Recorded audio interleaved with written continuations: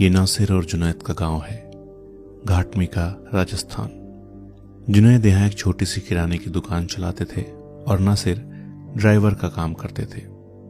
दोनों दोस्त 14 फरवरी को अपने रिश्तेदार के यहाँ जाने के लिए घर से निकले, लेकिन रास्ते में गाय के नाम पर गुंडई करने वाले कुछ लोग मिल गए। उन गुंडों ने दोनों को मारा पीटा और उनका अपहरण कर लिया। इधर जब नासिर और जुनैद दोनों घर नहीं पहुंचे तो घर वाले परेशान हो गए। गुमशुदगी की रिपोर्ट दर्ज कराने के लिए पुलिस थानों के चक्कर लगाने लगे। फिर 16 फरवरी को खबर मिली कि हरियाणा के भिवानी में एक जली बोलेरो मिली है, जिसमें 2 लोगों का कंकाल भी मिला है।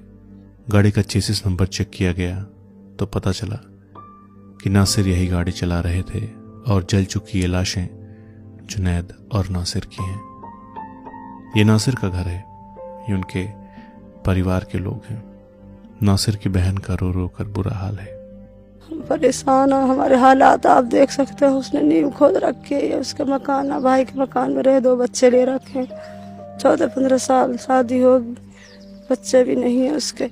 जवा की बीवी है, उसके माँ बाप भी नहीं है। पीछे सीधी सादी औरत है वो। हमारा तो घर उजड़ गए सर, हमारे लिए तो कुछ नहीं बचे। माँ बाप भी हमारे पहले चल बसे। बस हम बहुत परेशान हालात, हमारे भाई चले गए तो हमारी तो कोई हालत की कोई कह, बहुत परेशान हो। ये घर जुनैद का है। पालने में लेटा ये बच्चा भी जुनैद का ही है, जिसे शायद मालूम ना हो कि उसके पिता को गाय के नाम पर जिंदा जलाकर मार दिया गया है। ये जुनैद के भाई हैं जो दिमागी रूप से कमजोर हैं। इनके बच्चों की देखभाल की जिम्मेदारी भी जुनैद पर ही थी। कवि मंगलेश डबराल की एक कविता की कुछ लाइनें हैं कि मेरे जीवित होने का कोई बड़ा मकसद नहीं था और मुझे मारा गया इस तरह जैसे मुझे मारना कोई बड़ा मकसद हो।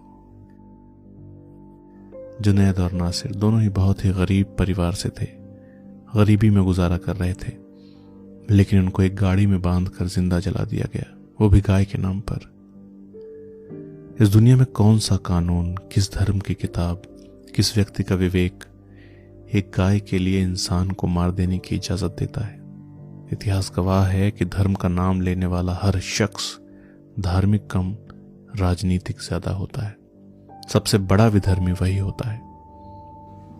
लेकिन नहीं, उनकी किसी से कोई दुश्मनी थी। वो तो कोई अपनी रिश्तेदारी में अपने कोई काम से गए हैं यहाँ से, और उन लोगों ने, उन गुंडों ने उसको पकड़ करके मारा है, पीटा है। उनका मकसद तो यही होगा कि भाई इन पैसे से माल लिया जाए। उनका तो एक ऐसा मुस्तकिल एक काम है, किसी को पकड़ लेते हैं, किसी को पीटने से पहले मतलब धमकी देकर कुछ पैसे ले लेते हैं, छोड़ देते हैं, और जो पैसा नहीं दे पाए तो उसके साथ में मामला एक घटना हो गई है। इससे पहले एक उमर कांड भी ऐसे ही हुआ था, जो मतलब जो है रेल स्टेशन, रेल की पटरी पर पटक दिया था। तो ये दूसरी घटना गांव में हुई है। हमें तो उस वक्त में इसका पता लगा। तो आप जुनैद को कैसे जानते थे और कैसे थे जुनैद? मतलब व्यवहार बहुत अच्छा था और बहुत अच्छा लड़का था जुनैद। कोई किसी से, कोई उसका गांव में भी कोई झगड़ा, कोई फिसाद, कुछ ना फिसादी था। वो सब उससे अच्छा काम था उसका बेचारे का। एक छोटी सी दुकान करता, ये उसकी दुकान, ये जुनैद लिखी हुई है दुकान पे भी, किराने की।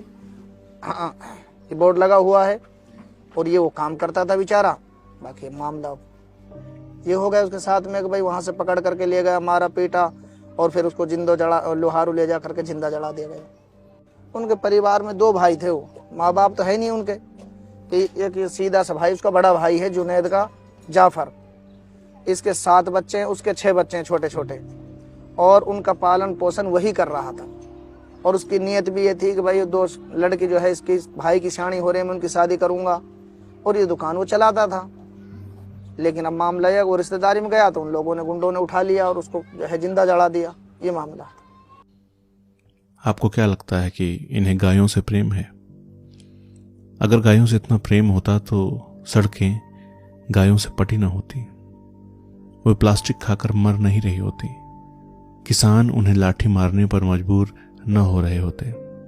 दरअसल इन्हें गाय से प्रेम नहीं है, इन्हें मुसलमानों से, एक खास कौम के लोगों से नफरत है।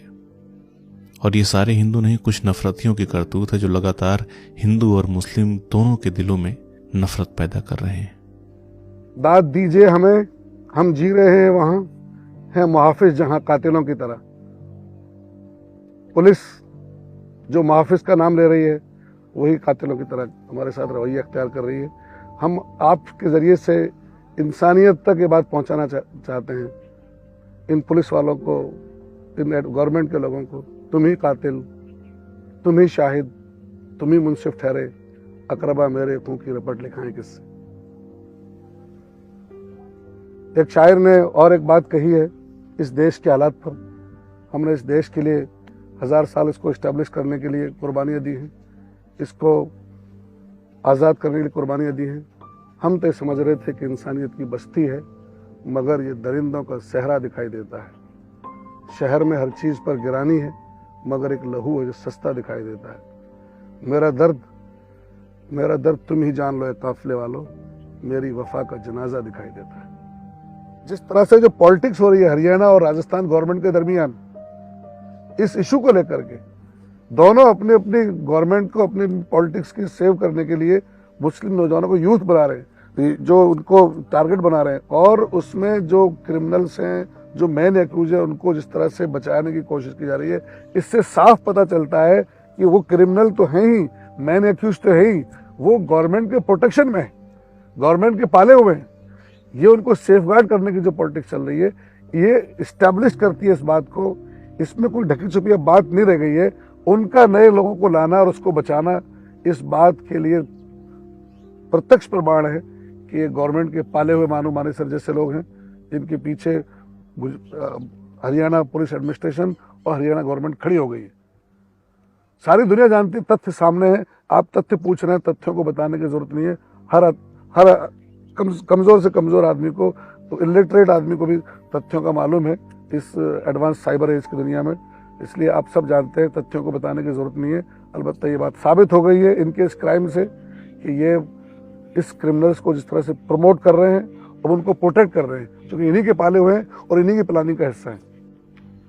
कविता कादम्बरी अपनी एक रचना में लिखते हैं कि इतने धार्मिक मत होना कि ईश्वर को बचाने के लिए इंसान पर उठ जाए तुम्हारा हाथ, न कभी इतने देशभक्त होना कि किसी घायल को उठाने को झंडा जमीन पर न रख सको। 2-4 चंद फैमिलियां हैं मेवात में जो पार्टीशन से लेके अब तक मतलब पॉलिटिकली रूल करती आ रही हैं। उन्हीं के परिवार यहाँ पे मतलब पीढ़ी दर पीढ़ी पॉलिटिक्स करते हैं, और at the time of election वो लोगों को मतलब कम्युनल और धार्मिक बातें कह के वो हिंदू है, वो मुसलमान है, इस तरह से लोगों का माइंड सेट डेवलप कर देते हैं। और उसके बाद वो जो मुस्लिम अक्सरियत है, तो मेजोरिटी में मुसलमान है, तो यकीनन जो भोले भाले लोग हैं उनके दिमाग में ये चीज़ घर कर जाती है, नहीं यार हमें तो अपना वोट मुसलमान को ही देना है। और जब उन मुसलमानों पर, जो वोट देने वालों पर जब कोई मुश्किल और आफत आती है, तब वो लोगों का ना वो फ़ोन उठाते हैं, ना वो मिलते हैं, और ना वो उस तरह का सपोर्ट कर पाते हैं जिस तरह का होना चाहिए।